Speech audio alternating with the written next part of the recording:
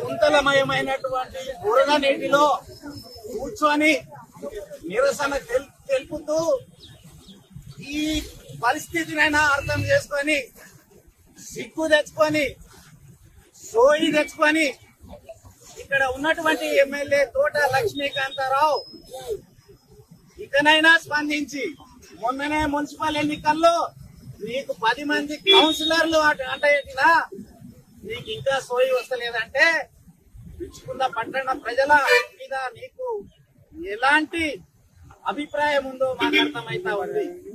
ఇకనైనా ఎమ్మెల్యే తోట లక్ష్మీకాంతారావు సోయి తెచ్చుకొని కళ్ళు తెరిచి పిచ్చుకుంద పట్టణ ప్రజల మీద వారి ఆరోగ్యాల మీద ఆలోచన చేసి అదే విధంగా 7 మీటర్ల వెడల్పుతో బీటీ రినివల్ కనీసం కొడితే ఇరుపక్కల ఉన్నటువంటి వ్యాపారస్తులకు కానీ ఈ రోడ్డు మీద ప్రయాణం చేసే ప్రయాణికులకు కానీ కళ్ళల్లో దుమ్ము లేకుండా ఉంటది.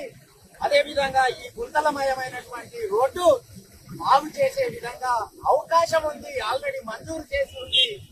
ఆ పనిని ప్రారంభించి పూర్తి చేస్తే ఈ వర్షాకాలంలో ఈ పెద్ద గుంతల్లో మోటార్ సైకిల్ పోయే పరిస్థితి లేదు.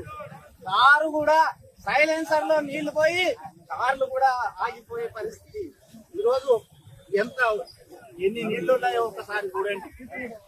ఈ విధంగా నిరసన తెలిపిన ఈ పిచ్చుకుంద పట్టణ ప్రజల మీద, ఈ పట్టణానికి వచ్చే ప్రజల మీద కనీస అధికారం లేకుండా వివరిస్తా ఉన్నావు.